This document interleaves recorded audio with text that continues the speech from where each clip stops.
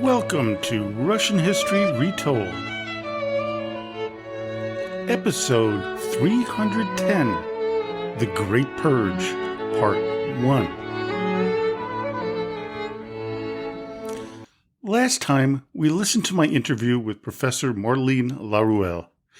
Today, we begin a series on one of the most treacherous times to be a citizen of the Soviet Union, the Great Purge, also known as the Great Terror or Yezhov-Chechnya, aka the Period of Yezhov. My primary sources for this episode include Robert Conquest's The Great Terror, a reassessment, Getty and Naumov's The Road to Terror, Stalin and the Self-Destruction of the Bolsheviks, 1932 to 1939, and Martin Amis's Koba the Dread. Interestingly, the Conquest book was originally published in 1968, had its first update in 1990, and then was further updated in 2008.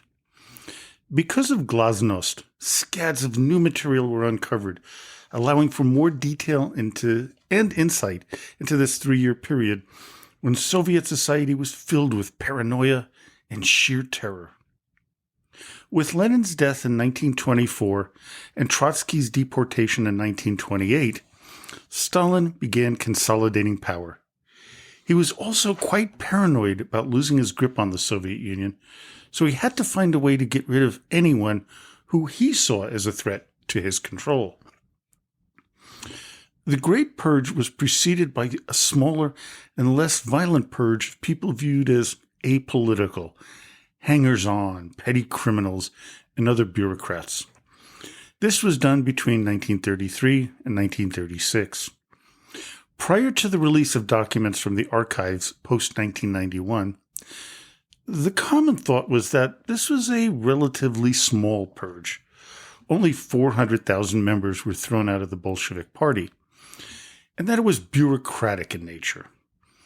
Turns out, the NKVD, then the Soviet secret police, was behind all of this and was laying the groundwork for the future catastrophe.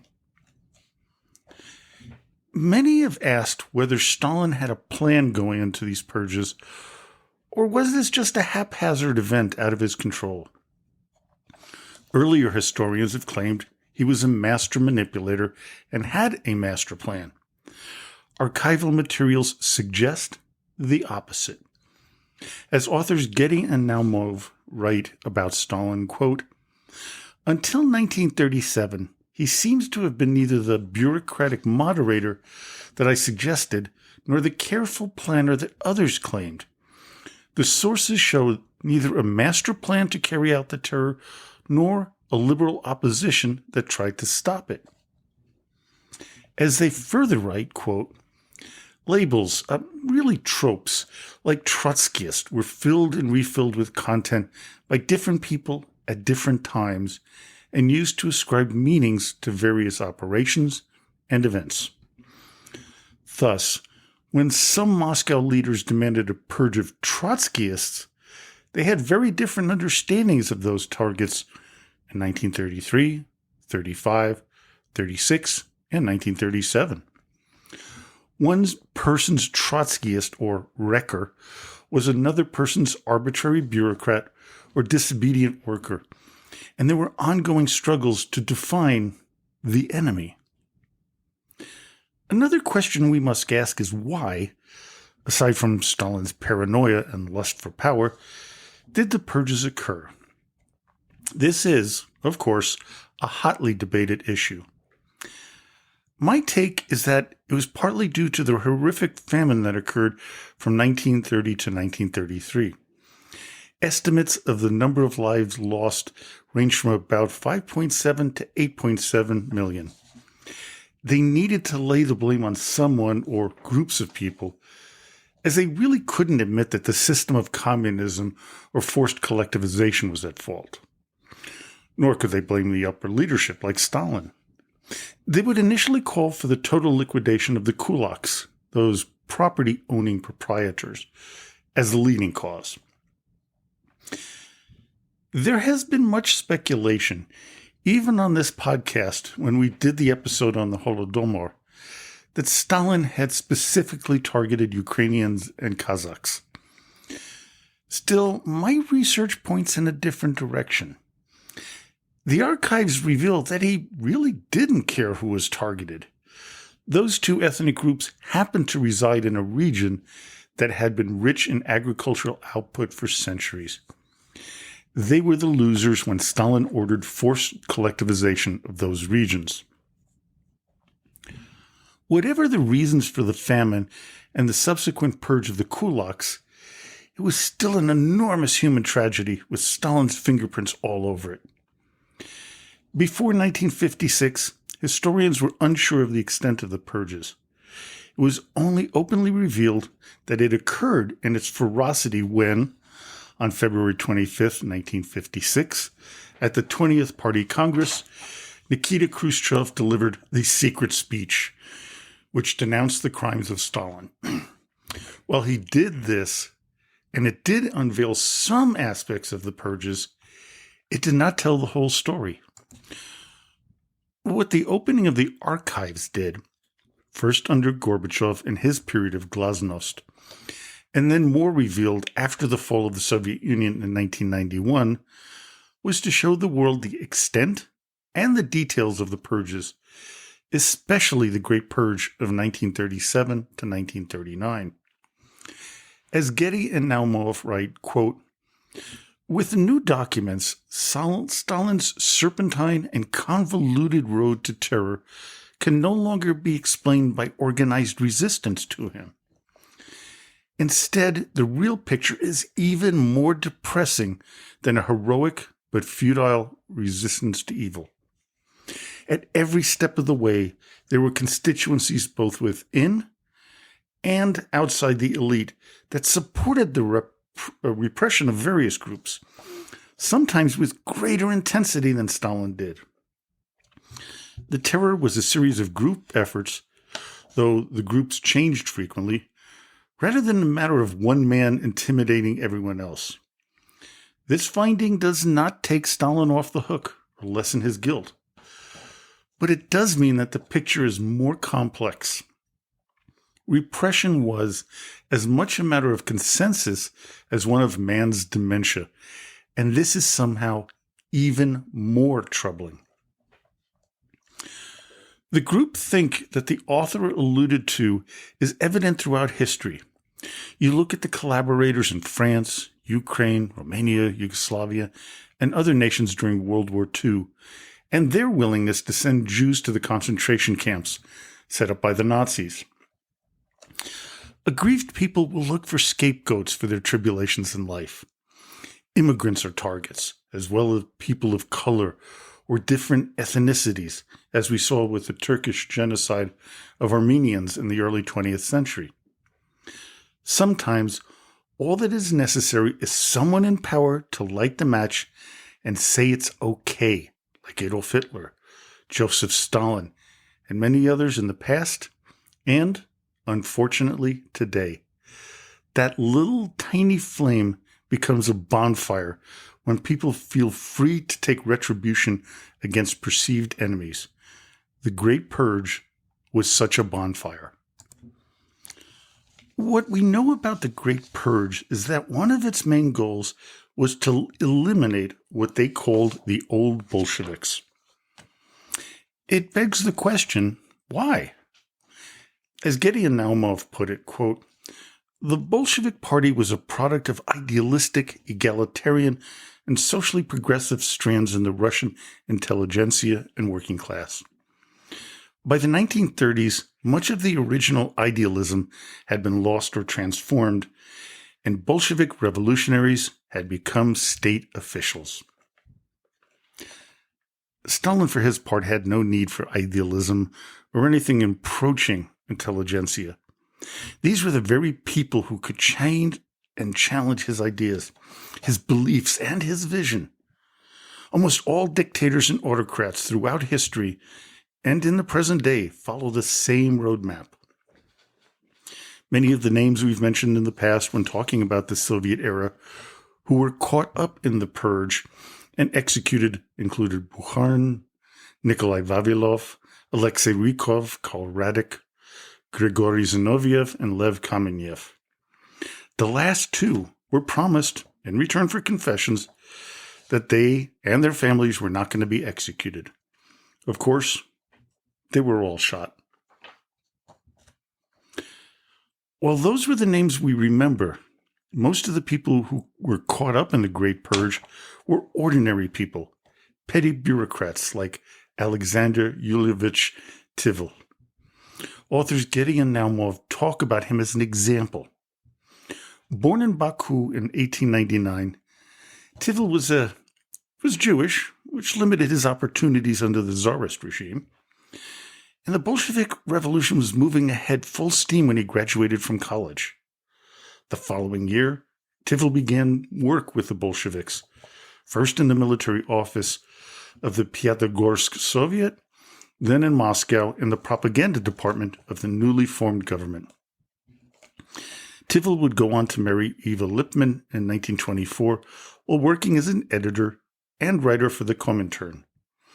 All the while, he had not yet joined the Communist Party, which would come back to haunt him. The Central Committee wanted him to work in their Department of Culture and Propaganda, but membership in the party was a requirement.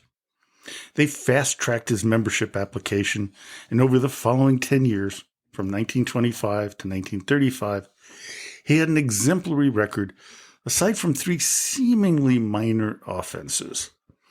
The 2 bad offenses Tivol committed, aside from the previously mentioned ones, were by association. In 1925, when he was stationed in Leningrad, he worked under Grigory Zinoviev, and his immediate supervisor was Karl Radek, who was once a Trotskyist. They were also part of the leftist opposition, which Stalin would focus on. The show trial of Zinoviev in 1936 would begin the Great Purge, especially for people like Tivol. He would be arrested at the end of August along with Radek. That would be the last time his wife and son would see him. Tivol would be held in prison for the following 6 months, with the NKVD likely torturing him for a confession. On March 7, 1937, a military commission convicted, without any evidence, that Alexander Tivol was, quote, preparing to commit a terrorist act against Nikolai Yezhov. Yezhov was, by this time, the head of the NKVD, having replaced Genrikh Yagoda, who had been executed in a previous purge. Tivol would be executed that same day, but the horror would not end there. His wife would be fired from her job and evicted from her apartment, which forced her to live with her mother. That also would not last long, as she would be arrested in May 1937 and banished to Omsk in Siberia. 5 months later, Eva was arrested yet again and sentenced to 8 years in a labor camp. Her son would be sent to one of the infamous orphanages. Eva would be sentenced to an additional 8 years after her initial term had been served. She would not be released until 1953 after Stalin's death. Eva would fight to have her husband's life rehabilitated, which would occur on May 23, 1957, 20 years after Alexander's execution. Like so many others, the USSR Supreme Court ruled that his conviction, quote, had been based on contradictory and dubious materials. Of course, being rehabilitated didn't do much for your state of health or life. Even then, rehabilitation was not always permanent, as Robert Conquest reminds us in his book. Raskolnikov, for example, was de-rehabilitated. Now, that is almost funny as you get arrested, executed, and years later rehabilitated. Then, having no way to do anything as you're already dead, they de-rehabilitate you. There is another potential and very likely reason why Stalin initiated the Great Purge, and that is due to the popularity of his rival, Sergei Kirov. During the 17th Congress of the Communist Party of the Soviet Union, held in 1934, Mikhail Gorbachev revealed that there were a large number of votes against Stalin and for Kirov. We now know that there was likely enough to get rid of Stalin, but he had good old Lazar Kaganovich chairing the counting committee. Kaganovich erased 290 votes against Stalin, leaving only 2, while Kirov only had 3 against him. Now that's a fixed election. From this point on, Stalin knew that there was opposition within the party. His reaction reminds me of a YouTube video of Saddam Hussein's very public purge. I highly recommend watching it, as Saddam's extraction of tens of supposed traitors caused a crazed reaction among those left at the gathering. Those left had one choice: become a fanatical backer of Hussein or risk death. This very same effect was seen when the NKVD began to pick off people randomly at times. Either Stalin or death. That was your only choice. Stalin would proclaim that he had uncovered a plot to murder the leadership of the Soviet Union in collaboration with Western powers. This would be the beginning of the show trials and the execution of an estimated 1 million people. I will discuss the various arguments that claim far more people were caught up in the terror and those who claim it was far less, and that's going to happen in the following 2 episodes after this one. Something I found interesting while doing my research on the Great Purge was the amount and detail of information that was revealed relating to those arrested. As Conquest writes, quote, "A point not adequately covered in the Great Terror was the huge volume of paperwork produced, even from minor criminals. There were long-winded, highly formal orders for arrest and identifications by age, nationality, address, and status, signed by a local NKVD man. Then there are pages of interrogation, question and answer sessions, also so signed with a more senior NKVD officer's countersignature. Then longish verdicts by troikas or courts. In fairly important cases, these run into volumes. We also have lists of the charges of many of the high-level victims, with some being almost bizarre. Lev Kamenev's widow was an example when it was found that she was shot for having a counter-revolutionary conversation with a foreign diplomat. Many more were even more outlandish. One of the things that needs to happen before you get the full buy-in relating to mass executions being willingly carried out is to dehumanize the targets. The dehumanizing of the people of Russia began with the Russian Civil War. The people began to become numb to the presence of dead bodies. They would be found everywhere there was fighting. And as one diarist put it, quote, "To die in Russia in these times is easy, but to be buried, that is very difficult." When the Bolsheviks took over the funeral industry as well as ownership of the graveyards, they realized they had a terrible problem: what to do with all the bodies. You might think this is easily solvable by the process of cremation, but the Russian Orthodox Church has strict rules against this. The Bolsheviks used this method of disposing of bodies as a means of undermining the church. The other option, of course, was mass burials. Butovo, near Moscow, is said to hold over 100,000 bodies in one mass grave. Another gruesome part of the Great Purge was the use of torture to gain confessions from those arrested.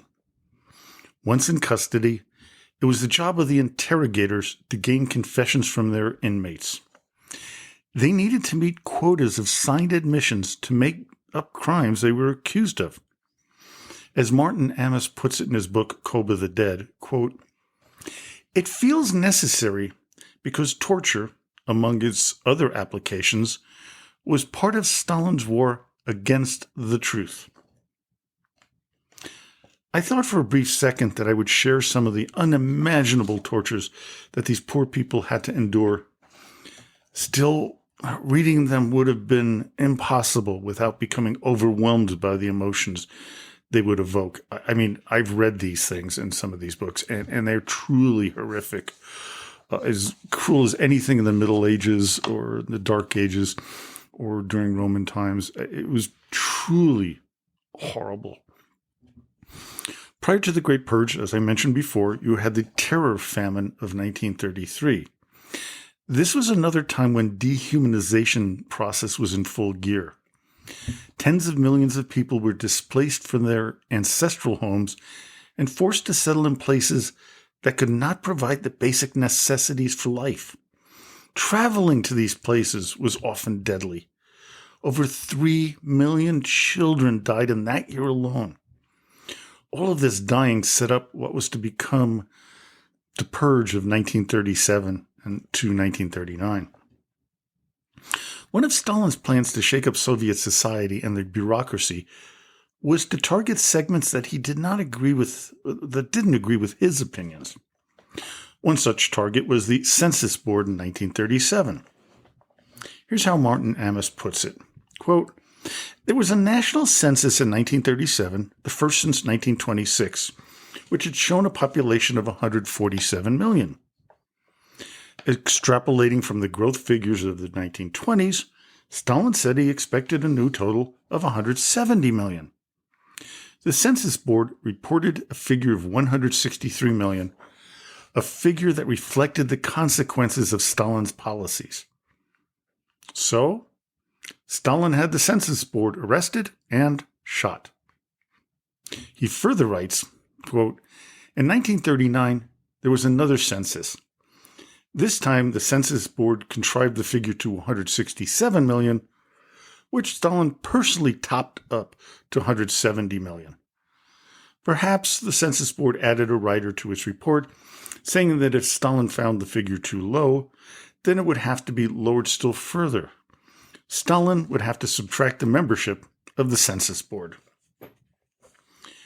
His final two lines on this page were, quote, "The 1937 Census Board was shot for treasonably exerting themselves to diminish the population of the USSR.